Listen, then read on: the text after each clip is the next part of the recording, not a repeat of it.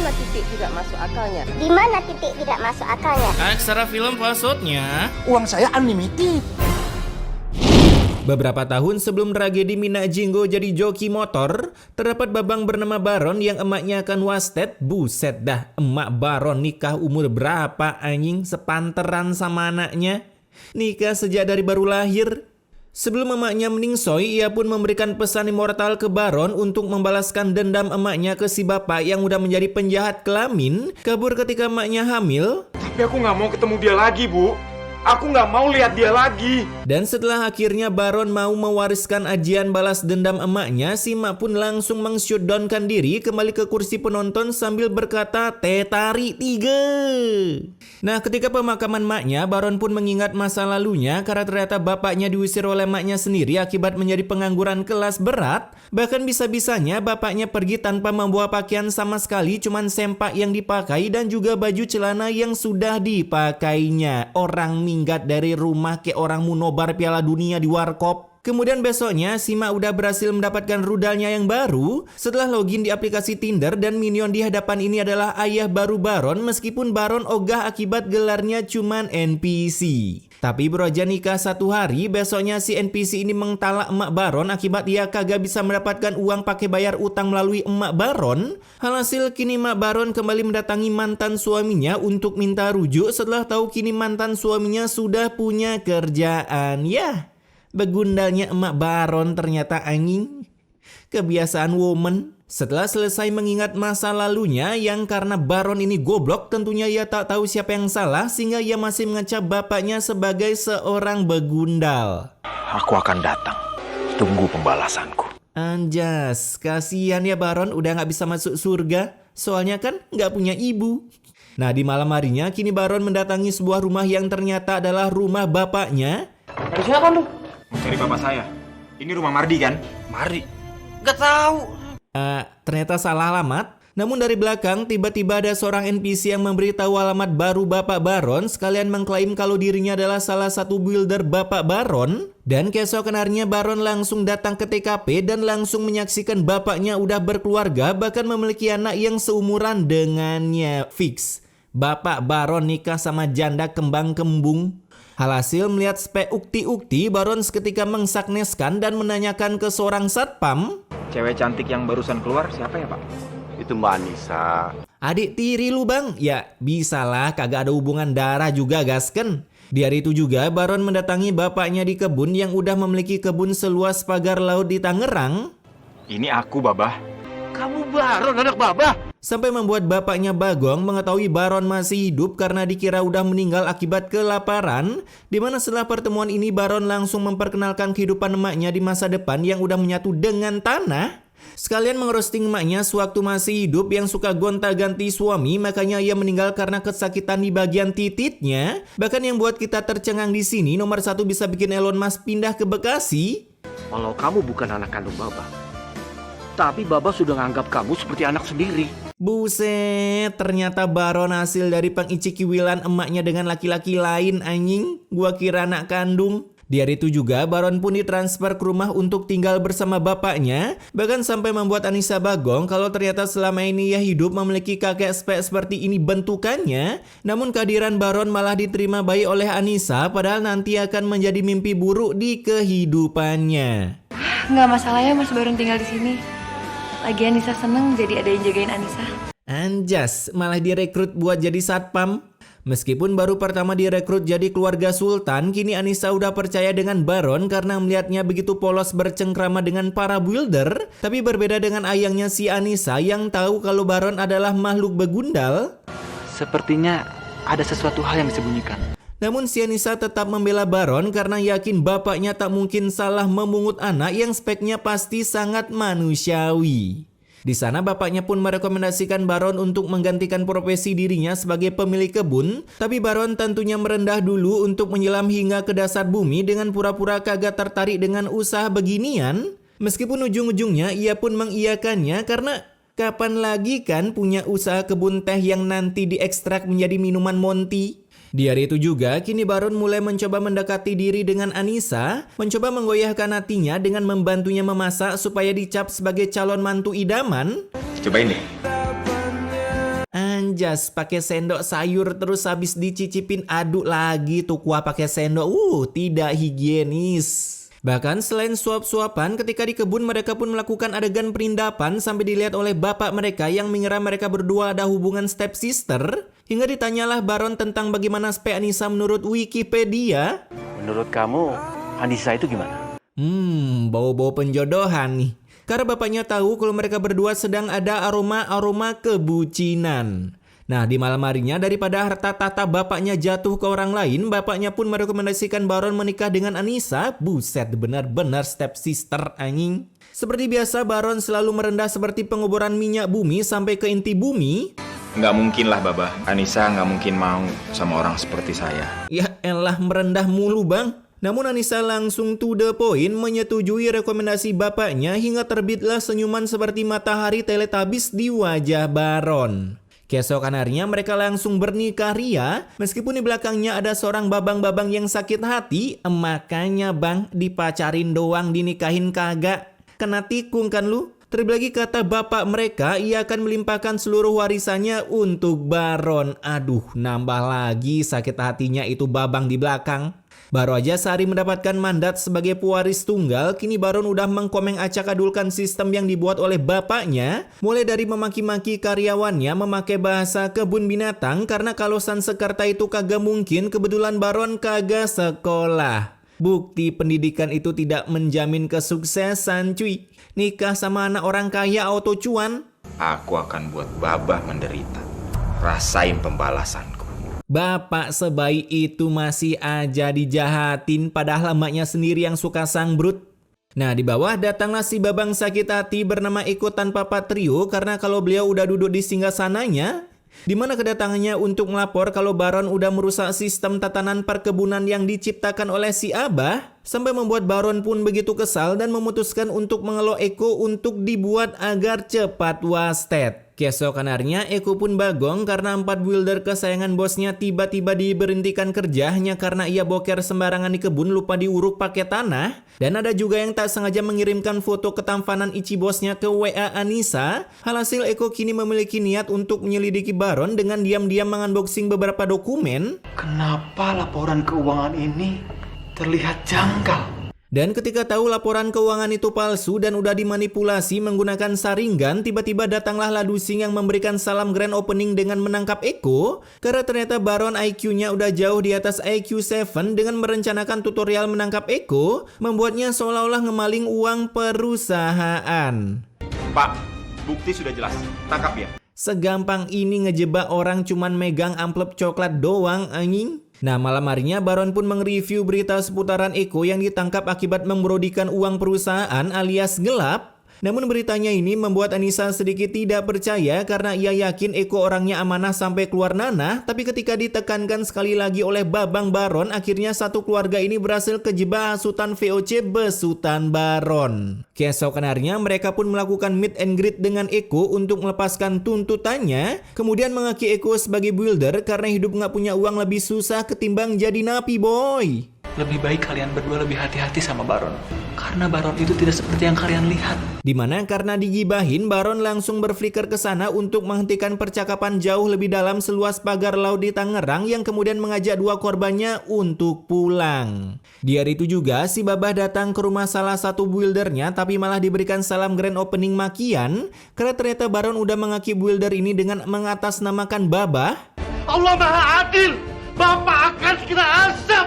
Hingga dari bacotan itu membuat jantung si Babah seperti Ultraman Cosmos, namun berkat diberikan minuman yang udah diludahin oleh seorang sales yang menjual kapling surga, si Babah pun berhasil terselamatkan dari pengwastetannya.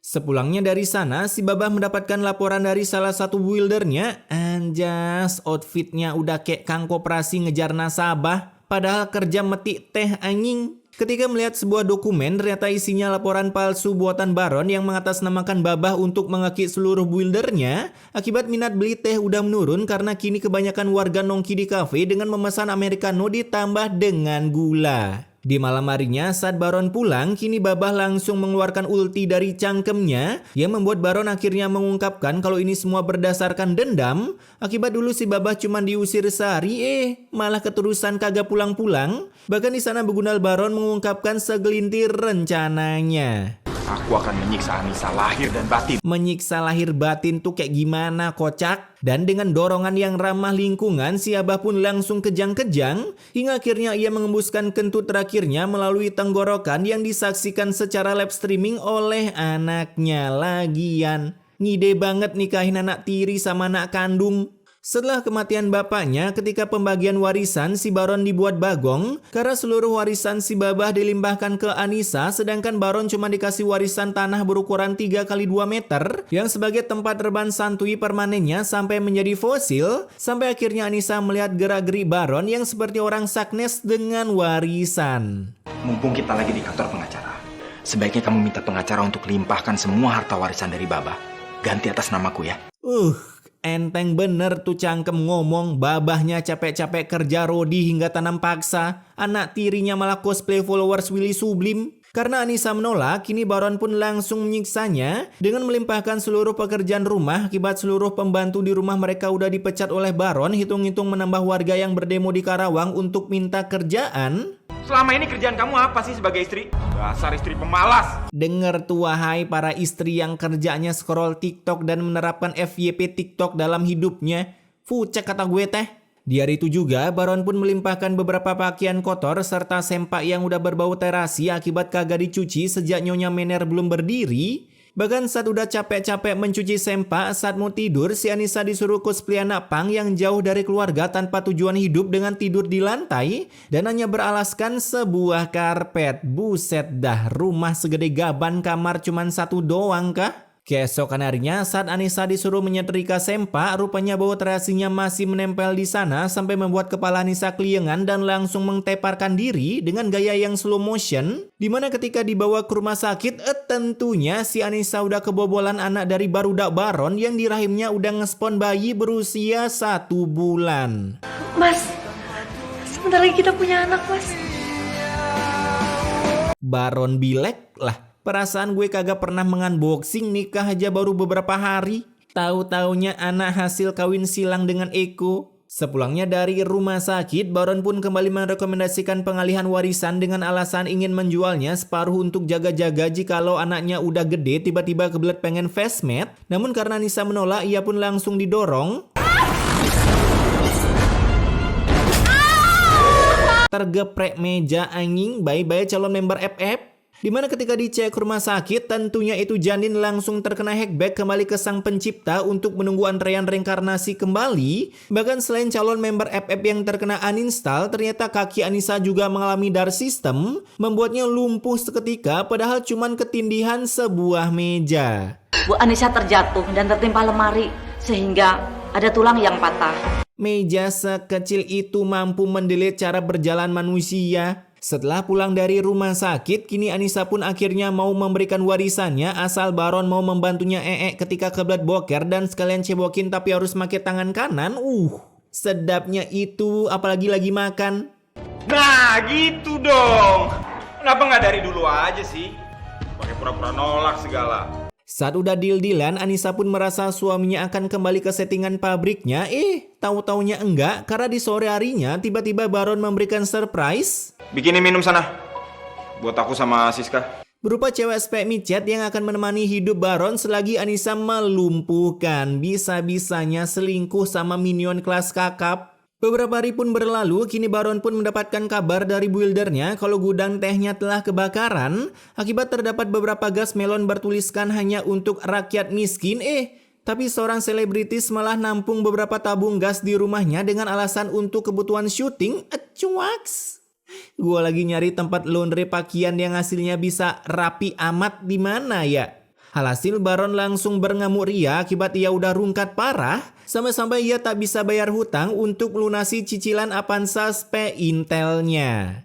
Nah, tak berselang lama datanglah seorang pegawai bank yang menyita kantor Baron karena hutangnya udah melebihi hutang negara Wakanda ke Cina akibat kebanyakan impor Cina Wakanda, sehingga pulangnya dari kantor Baron seketika berstres ria, apalagi ketika melihat istrinya yang memiliki kekurangan. Jiwa-jiwa pengerosting di dalam diri Baron langsung meningkat sampai akhirnya ia langsung membungkus Anissa dimasukkan ke dalam mobil untuk berhiring lia di sekitaran kota Nganjuk City.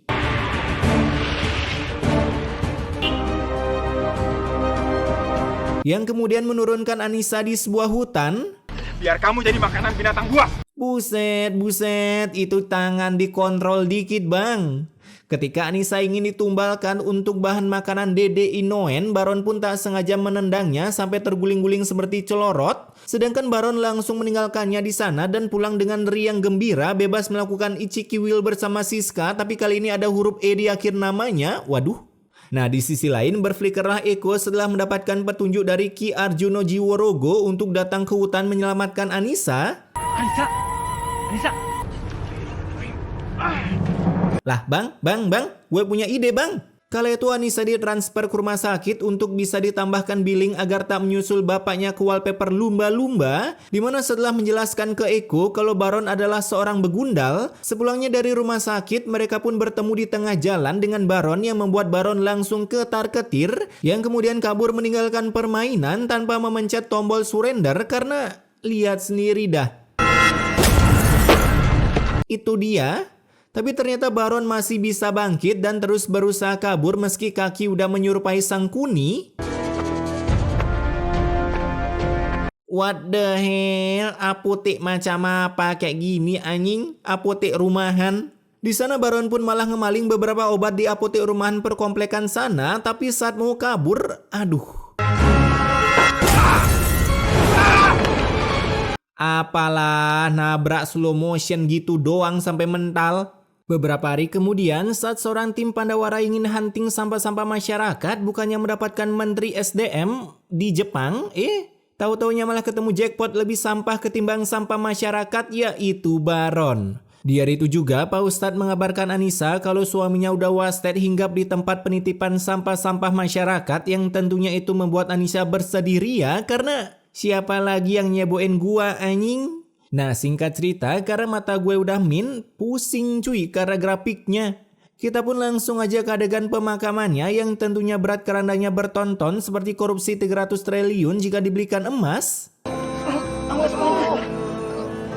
Jangan-jangan almarhum semasa hidupnya banyak berbuat dosa. Ya elah, pakai nanya segala, kalian kan tetanggaan. Di saat mereka bersantui ria, tiba-tiba editor CapCut tak sengaja mengapply editan kerealistisannya berupa Boboiboy topan.